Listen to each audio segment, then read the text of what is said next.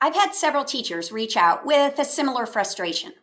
They feel like with all of the switching from remote teaching to in person, that they're constantly starting the year over. And their overall collective question is the same. How can I establish procedures that easily convert between virtual and in person learning? Whenever you introduce a procedure, I would focus in on two important factors. First, always introduce the procedure focusing on its purpose. Explain why we need such a procedure in our classroom. How does it help the mathematician? Why is it important to a reader? What purpose does a routine like this serve a writer? You see, the purpose, the reason, the benefit to any routine doesn't change because the classroom setting does. So point that out. Then, when the switch gets flipped and we do switch the classroom setting, the first thing you do is reaffirm the same need for the same type of procedure. Then point out any minor tweaks in its execution. And that leads me to the second important factor when planning classroom procedures. Attempt to make them universal or transferable.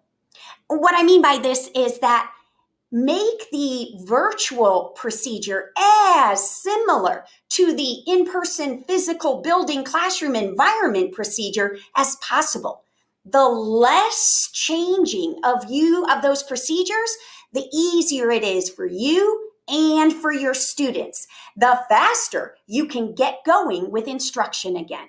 Let me point out a few examples. I'll just pull on some Writers Workshop common procedures. For example, the procedures for a mini lesson. Start with the purpose. Always why we need procedures for a mini lesson. Well, because I want to teach you something at the beginning of every Writer's Workshop. The teacher wants to give you something that will help you as a writer or improve your writing. It'll be a short, fast-paced, engaging lesson. Now, it's engaging, but you won't do much talking. Well, if we're virtual, this is going to happen. We still need these lessons, but they'll be pre-recorded. And so you'll want to watch it before the live writing time that starts at 10 a.m. every day. But when we flip the switch and we go in person, we're still going to need that mini lesson. The teacher's still going to teach us something about being writers or improving our writing. It's still going to be short and focused and engaging in 10 to 15 minutes, but it's going to be live and then it'll dovetail right into writing time.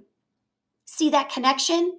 If we're teaching kids a procedure for during writing time, you might need help from the teacher. Well, this is a common problem and we need some kind of procedure, but I need a procedure that serves two different purposes.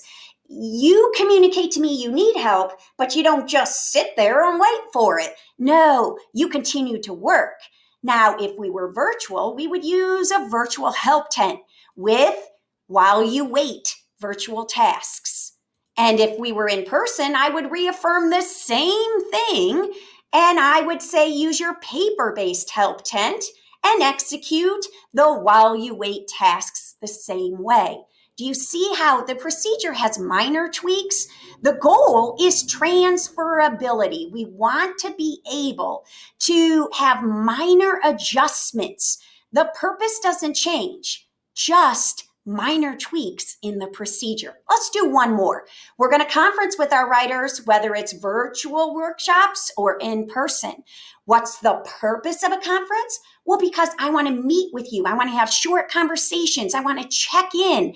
I want to give you compliments and comments to help improve your writing. Now, when we're virtual, I'll just project the names of students I'm going to conference with on my screen, and I'll send you a private chat when it's your turn. But when we're all in person in the physical building, you just work independently and I'll appear at your desk, and that's how you know it's your turn. Again, we're looking for routines that are universal or transferable, but they all focus on the why. We know there is value in procedures and routines. It's essential for a strong learning environment, but When the definition of classroom is ever changing, we need to be able to flip that switch quickly and not lose precious instructional time.